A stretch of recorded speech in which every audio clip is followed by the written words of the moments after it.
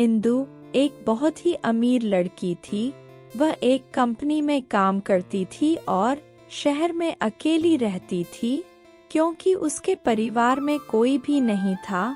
वह दुनिया में एकदम अकेली थी। इंदु का जन्मदिन आने वाला था और वह बहुत ही खुश थी। इस बार तो मैं अपने जन्मदिन पर सारे ऑफिस को पार्टी दूंगी, सबको बुलाऊंगी और खूब पैसे खर्च करूंगी। वैसे भी मरने के बाद इतने पैसे लेकर थोड़ी जा सकती हूँ। ये सोचकर इंदु ऑफिस में सबको बोलती है, सुनो सुनो सुनो सब लोग, मेरे जन्मदिन में तुम सबको ही आना है। मैं सबको बहुत बड़ी पार्टी दूंगी और खूब खाने पीने का सामान भी रखवाऊंगी।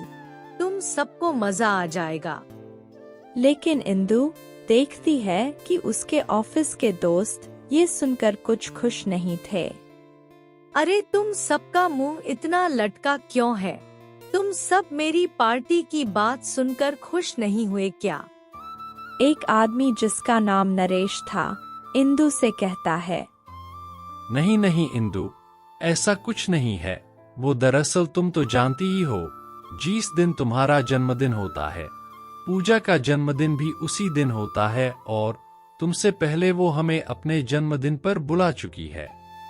प्रतिमा का नाम सुनकर इंदु आग बबूला हो जाती है।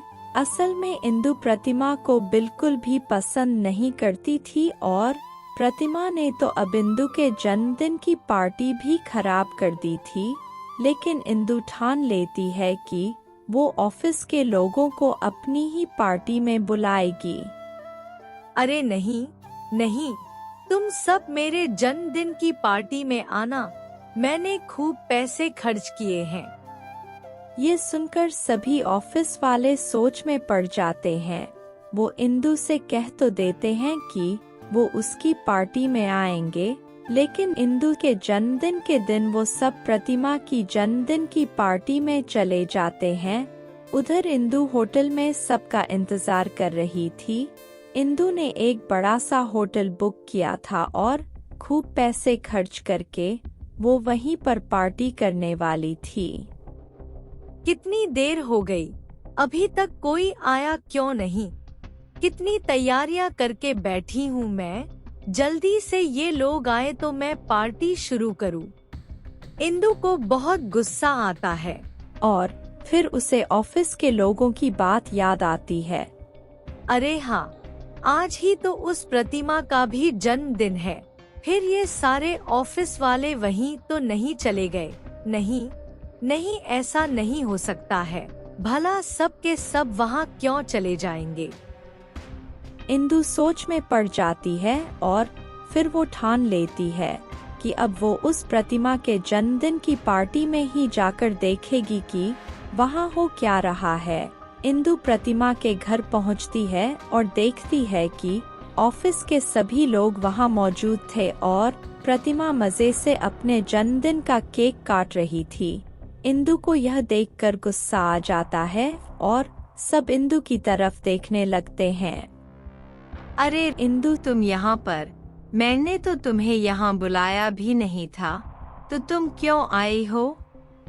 मैं तुम सबको छोड़ूंगी नहीं।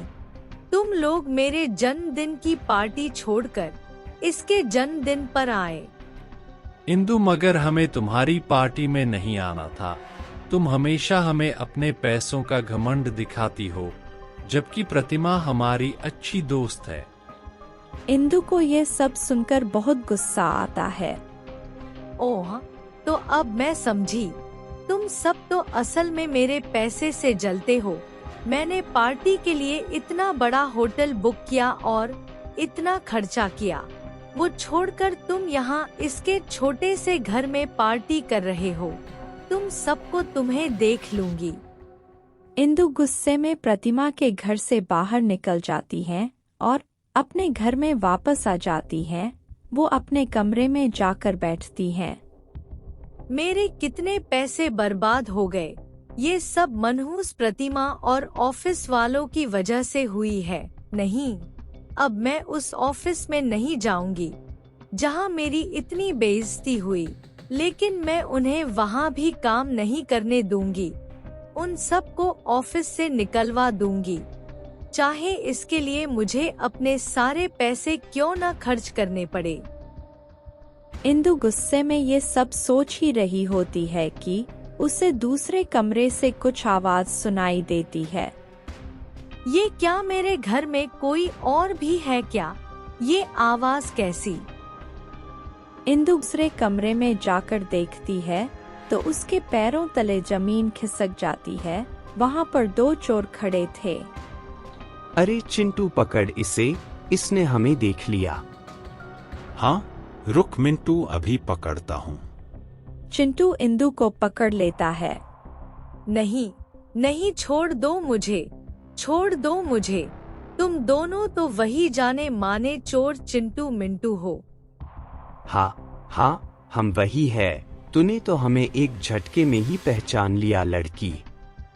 ये सुनकर इंदु जोर जोर से चिल्लाने लगती है। बचाव बचाव, मेरे घर में चोर है।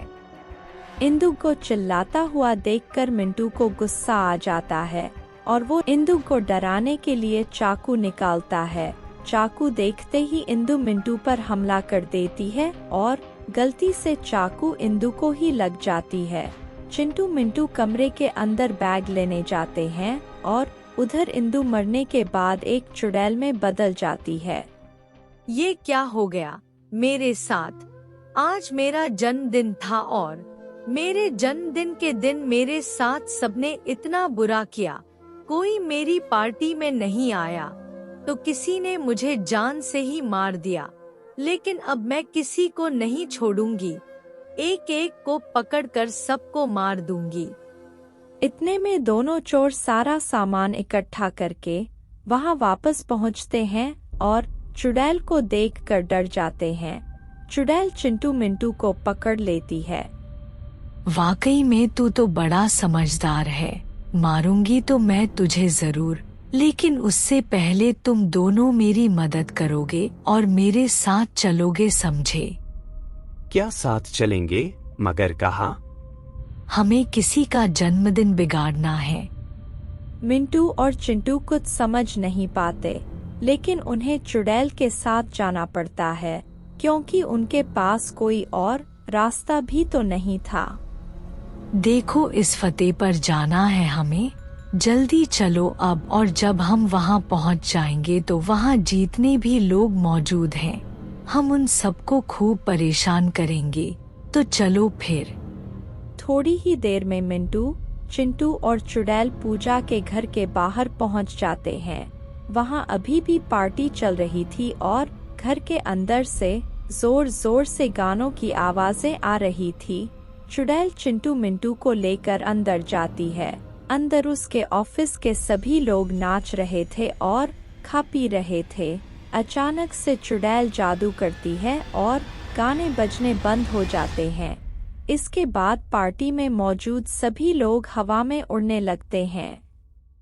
बचाओ बचाओ, ये क्या हो रहा है? हम हवा में अपने आप कैसे उड़ रहे हैं? अपने आप नहीं उड़ रहे हो, मैं उड़ा रही हूँ। अचानक से चुड़ैल सबको जमीन पर गिरा देती है। आधे लोग तो चुड़ैल को देखते ही वहाँ से भागने की कोशिश करने लगते हैं, लेकिन चिंटू मिंटू सभी दरवाजे बंद कर देते हैं और किसी को बाहर नहीं जाने देते। अब मेरी इजाजत के बिना यहाँ से कोई बाहर नहीं जाएगा। अब मैं यहाँ मौजूद एक एक की खबर लूंगी। मगर हमने तुम्हारा क्या बिगाड़ा है? बहुत कुछ। शायद तुमने मुझे अब तक पहचाना नहीं, लेकिन मैं इंदु हूँ, जिसके जन्मदिन की पार्टी में तुम में से कोई नहीं आया और तुम सबने मुझे धोखा दिया। सभी लोग ये सब सुनकर बहुत डर जाते हैं। चुड़ैल चिंटू मिंटू की तरफ कुछ इशारा करती है और चिंटू मिंटू जल्दी से सभी लोगों को रस्सी से बांध देते हैं। वाह, तुम सबको ऐसे बंधा हुआ देखकर तो मुझे खूब मजा आ रहा है। अब प्रतिमा, तेरी पार्टी है ना ये? तू चल, अब तू मुझे नाच कर दिखा। चिंटू मिंटू प्रतिमा को खोल देते हैं और चुड़ैल के सामने खड़ा कर देते हैं। चुड़ैल गाना बजा देती हैं और प्रतिमा नाचने लगती हैं। ये तुम ठीक नहीं कर रही हो चुड़ैल, मैं तुझे छोड़ूंगी नहीं। चुड़ैल को ये सुनकर गुस्सा आ जाता है। अच्छा ठीक, मैं नहीं कर रही, और तूने जो मेरे साथ किया उसका क्या? जब तक मैं तेरी पार्टी पूरी तरह से बर्बाद न कर दूं, तब तक मुझे चैन न आएगा। तो तुम सबकी ये प्रतिमा मुझसे ज्यादा पसंद थी ना? अब मैं तुम सबको मार दूंगी, फिर तुम दोबारा कभी इसकी पार्टी में नहीं आ पाओगे। नहीं नहीं, हमें छोड़ दो। इसकी पार्टी में आना तो दूर की बात है, हम तो दोबारा कभी इससे बात भी नहीं करेंगे। हमें जाने दो। अच्छा तो फिर ठीक है, तुम सब जल्दी से ये पार्टी छोड़कर भाग जाओ, और अगर तुम में से किसी ने इससे दोबारा बात की तो मैं उसे जान से मार दूंगी। सभी लोग प्रतिमा का घर छोड़कर भाग जाते हैं और फिर चुड़ैल भी प्रतिमा को वही हवा में लटका हुआ छोड़कर अपने घर वापस आ जाती है। चिंटू मिंटू भी उसके साथ वापस आ जाते हैं। अब मैं क्या करूं? मैंने उस पूजा की पार्टी बर्बाद कर दी, फिर भी मुझे शांति नहीं मिली।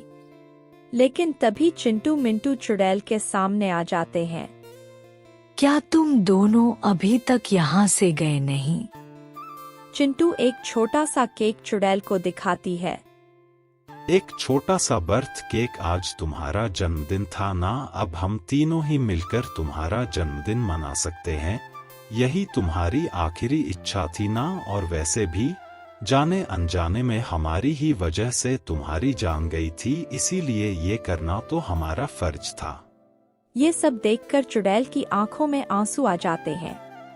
तुम दोनों ने ये मेरे लिए किया, शुक्रिया। चुड़ैल केक काटती है और उसे बहुत अच्छा लगता है। अपना जन्मदिन मना लेने की वजह से चुड़ैल की आखिरी इच्छा पूरी हो जाती है और उसकी आत्मा को शांति मिल जाती है। तुम दोनों मेरा सारा पैसा रख सकते हो, तुम्हें दोबारा कभी चोरी करने की जरूरत नहीं पड़ेगी। इतना कहकर चुड़ैल गायब हो जाती है और चिंटू मिंटू को भी दोबारा कभी चोरी करने की जरूरत नहीं पड़ती। वो अच्छे से अपना जीवन बिताते हैं।